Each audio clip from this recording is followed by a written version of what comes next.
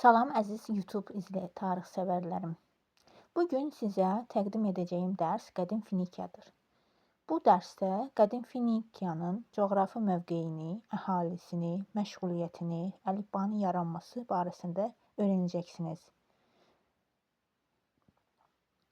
Qədim Finikiyalılar harada yaşayırdılar? Aralıq dənizin şərq sahilində məskunlaşmışdılar. Sənətkarlıq, ticarət, dənizçiliklə məşğul olurdular. Təsərrüfatda bağçılıq əsas yer tuturdu. Şərabı və zeytun yağını qonşu ölkələrdə taxılı dəyişirdilər. Misirə göndərilən sidr ağacı ən qiymətli tikinti materialı idi. Şəffaf şüşə icad etmişdilər. Dəniz iblizi şirəsindən hazırladığı purpur adlanan tünd qırmızı boya qonşu ölkələrdə çox məşhur idi və yüksək qiymətləndirilirdi. Finikiyanın adı da bu boyadan alınmışdı. Finikiyanı qədim Yunanlar isə Foinikiya, purpurlar ölkəsi, tünd qırmızı boya adlandırırdılar. Eradan və 2-ci minillikdə Finikiyalılar ən yaxşı gəmi düzəldənlər və dənizçilər idi. 2 cür gəmi, hərbi və ticarət gəmilər düzəldirdilər. Aralıq dənizi xalqları içərisində ilk dəfə açıq dənizdə Finikiyalılar üzməyə başlamışdılar. Dənizçiləri gəmilərlə Aralıq dənizi boyunca üzərək Atlantik okeanına çıxırdılar. Dəniz quldurları sahil kəndlərini qarət edir, adamları oğurlayıb qul edirdilər.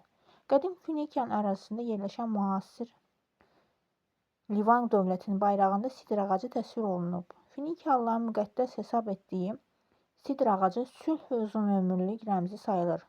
Livanlılara görə sidr ağacı əbədiyyət və sabitliyi əks etdirir. Finikiya şəhər dövlətləri və koloniyalar. Finikiyalıların Tir şəhər dövləti həm də ən başlıca şəhər idi.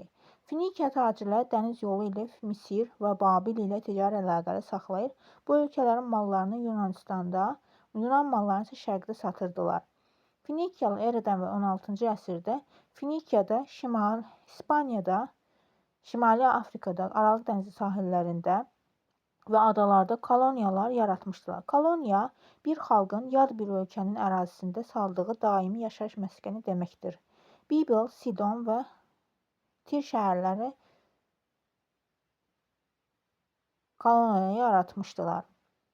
Tir şəhəri Afrikanın şimalında Karfagen koloniyasını salmışdı.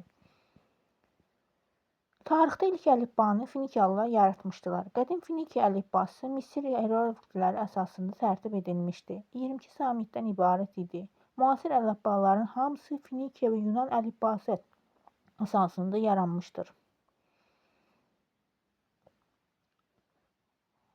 Qədim Babil və Manna mədəniyyəti üçün ortaq cəhətlər. Qrifon və Sfinks düzəldilməsi, çox tanrıların mövcud olması, məbədlər inşa olunması və tanrılara heykəl ucaldılması, Misir hökmdarı 2-ci Ramzes və Babil hökmdarı Hammurapi eradan və 2-ci minillikdə hakimiyyətdə olmuşdular. Ölkədə geniş quruculuq işləri həyata keçirmişdilər. Ölkənin ərazisini xeyli genişləndirmişdilər. İzlədiyiniz üçün sizə təşəkkür edirəm. Gələn görüşlərədək.